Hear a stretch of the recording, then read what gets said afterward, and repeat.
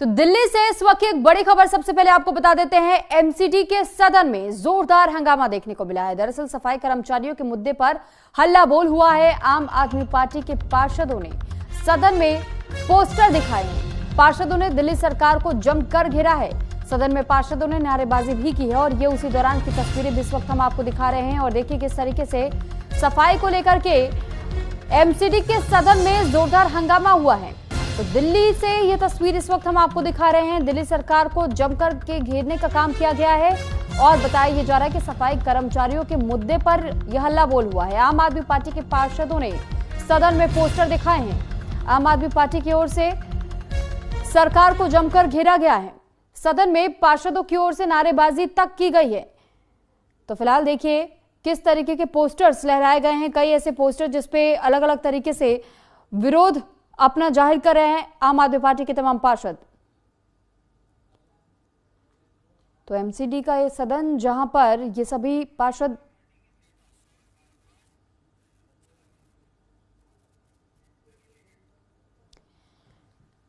तो तख्तियां लहराते हुए देखे गए हैं और ये बताया जा रहा है कि दिल्ली सरकार का विरोध किया गया है। दिल्ली सरकार को जमकर घेरने का काम पोस्टर लहराने के साथ में किया गया। इस पर ज्यादा जानकारी के साथ पंकज वानखेड़े इस वक्त हमारे साथ जुड़ चुके हैं। पंकज, जानकारी चाहेंगे आपसे कि आखिर ये पूरा मामला क्या बताया जा रहा है?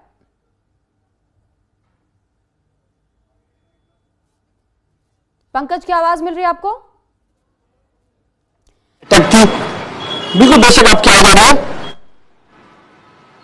ठीक है पंकज, मैं आपसे ये जानना चाहूंगी कि आखिर किस मामले को लेकर के इस तरीके से तख्तियां लहराई गई एमसीडी के सदन में?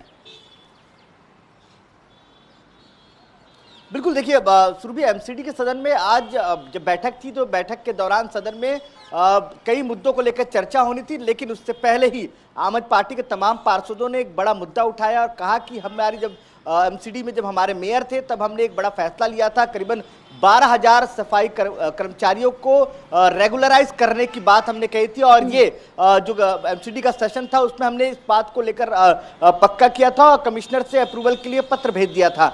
ऐसे में जब आपका इकबाल जो है वहाँ के मेयर वो बनने के बाद से इस मुद्दे को लेकर ठंडे बस्ते में डाल दिया गया है। कहीं ना कहीं जो सरकार, जो एमसीडी की सरकार है वो खास तौर पे दलित विरोधी है और वो कहीं ना कहीं सरकार जो दलित की है उनकी सुनना नहीं चाहती है और उनको स्थायी रूप या कहा जाए या रेगुलराइज करने को लेकर कोई बातचीत नहीं कर रही है। इसको लेकर हंगामा हुआ। आम आदमी पार्टी के तमाम पार्षदों ने जो है वहां पे हंगामा किया, नारेबाजी की और तख्ते उठाई, लेकिन उसके बाद भारतीय जनता पार्टी की तरफ से या एमसीडी के मेयर की तरफ से बात स्पष्ट किया गया कि हम नियम के हिसाब से आगे चलना चाहते हैं। जो नियम कहता है उसके हिसाब से हम आगे चलना चाहते हैं और रेगुलाइज करने की बात है वो हम जरूर करेंगे, लेकिन नियम के साथ चलेंगे। इस तरह से हंगामा करने से मुद्दे पूरे नहीं होते हैं। ये सदन है, शांतिपूर्वक बातचीत कीजिए और दिल्ली के जो मुद्दे हैं उसको उठाइए और उस पर बात कीजिए। तो इसको लेकर ही हंगामा होता रहा। उसके बाद फिर सदन को स्थगित कर दिया गया। सुरभि, ठीक है, लेकिन साथ ही आप ये कह रहे हैं कि जब बीजेपी की ओर से कहा गया है कि हम नियम के अनुसार चलना चाहते हैं, ऐसे में अब आने वाले समय में और कैसी स्थितियां होने वाली है? बीजेपी किन नियमों का हवाला दे रही है? उन नियमों के अधीन रह करके ही किस तरीके से इन मुद्दों पर फोकस किया जाएगा? विचार विमर्श करने के लिए क्या दोबारा से सदन में यहाँ पर लोग एकत्रित होंगे? इसको लेकर भी जरा जानकारी दीजिएगा। बिल्कुल, बेशक। देखिए सुरभि, अब ये प्रक्रिया है, बीजेपी की तरफ से जो मेयर थे राजा इकबाल, उन्होंने साफ तौर पे कहा है कि जो प्रक्रिया है, जो तरीके हैं, नियम अनुसार हम प्रोसेस करेंगे।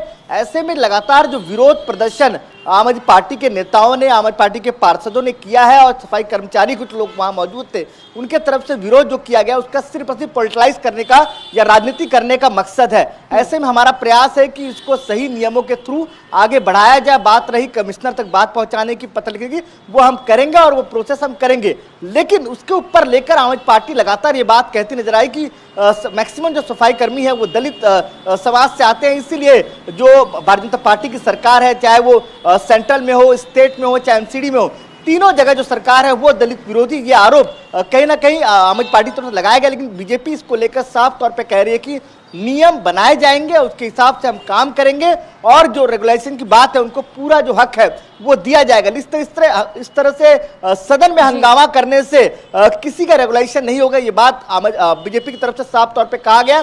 तो अब इंतजार करना पड़ेगा जब अगली सदन की कार्रवाई होगी और जब अगली जब प्रोसेस होगा उसमें क्या कुछ होता है। और दूसरा सुरभि ये भी है कि अगर मेयर की तरफ से ये बात कहा गया कि हम इसको नकारा नहीं गया कि जो 12,000 आपने रेगुलेशन की बात की है, उनको रेगुलर करने की बात की है, वो बात नकारा नहीं गया है। तो कहीं ना कहीं ये बात जरूर है कि आने वाले समय में होगा, लेकिन कब होगा इसको लेकर आम आदमी पार्टी सवाल खड़ी कर रही है। और आम आदमी पार्टी ने ये भी यहां तक भी कहा सुरभि कि आप इसका श्रेय ले लीजिए, लेकिन इन तमाम जो है जो कर्मचारी है, सफाई कर्मचारी, उनको रेगुलाइज कर दीजिए। तो अब इंतजार करना पड़ेगा आने वाले समय में जब सदन का अगला सेशन चालू होगा या अगली जब कार्रवाई चालू होगी उसमें क्या कुछ फैसले लिए जाते हैं। ठीक है पंकज, आप बहुत धन्यवाद तमाम जानकारी हम तक पहुंचाने के लिए। तो फिलहाल आपने देखा कि किस तरीके से इस वक्त बीजेपी के खिलाफ, यानी कि दिल्ली में इस वक्त बीजेपी की सरकार है और ऐसे में आम आदमी पार्टी के पार्षदों ने एमसीडी के सदन के भीतर कैसे अपनी आवाज उठाई और ये कहा कि ये सरकार दलित विरोधी है।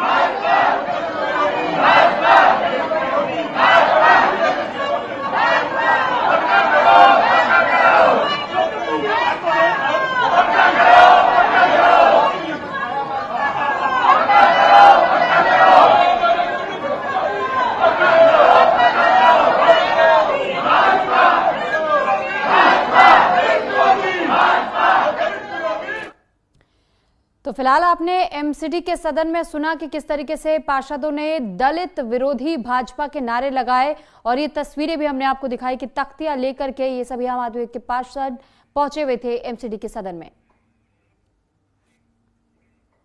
तो वहीं दिल्ली की मुख्यमंत्री रेखा गुप्ता के सरकारी आवास के 60 लाख रुपए का टेंडर रद्द कर दिया गया है। लोक निर्माण विभाग ने 9 जुलाई को दिल्ली सरकार को सूचित किया कि रेखा गुप्ता के आवास के नवीनीकरण का टेंडर प्रशासनिक कारणों से रद्द कर दिया गया है। यह टेंडर बिजली के काम के लिए था, जिसमें कि 14 एयर कंडीशनर, 9 लाख रुपए के टीवी और 6 लाख रुपए तक के अतिरिक्त लाइट फिटिंग करना था। लेकिन मुख्यमंत्री को लोक निर्माण विभाग द्वारा राजनिवास मार्ग पर 2 बंगले आवंटित भी किए गए थे और एक उनके आवास के लिए और दूसरा कैंप कार्यालय के लिए। उन्होंने पिछले हफ्ते ही अपने कैंप कार्यालय का उद्घाटन किया था। आपको बता दें कि रेखा गुप्ता को मुख्यमंत्री पद की शपथ लेने के करीब 100 दिन बाद जून के महीने में ही दिल्ली के सिविल लाइंस इलाके में राजनिवास मार्ग पर एक आधिकारिक बंगला आवंटित किया गया था।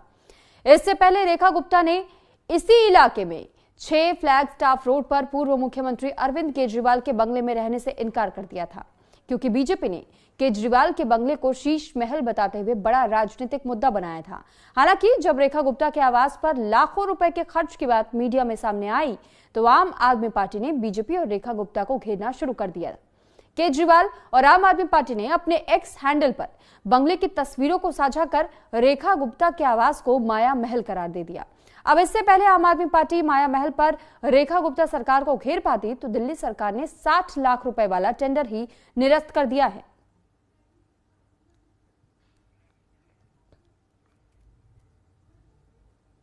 तो देखिए, सीएम रेखा गुप्ता के बंगले का जो रेनोवेशन का काम है 5 स्मार्ट टीवी इसमें लगने थे। 9.3 लाख रुपए इसकी कीमत बताई जा रही थी और सिर्फ इतना ही नहीं बल्कि बताया यह भी जा रहा है कि इसमें 14 एसी भी लगने थे।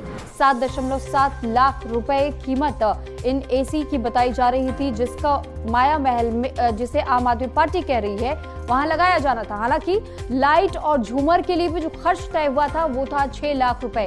क्योंकि सीएम के बंगले का रेनोवेशन हो रहा है तो ये कहा गया कि इतने रकम की सभी चीजें हैं जो कि पहले से लिस्टेड थी और उसी आधार पर ये सब कुछ यहां लाया जा रहा था। 14 सीसीटीवी कैमरे भी लगने थे, जिसकी कीमत 5.74 लाख रुपए बताए गए।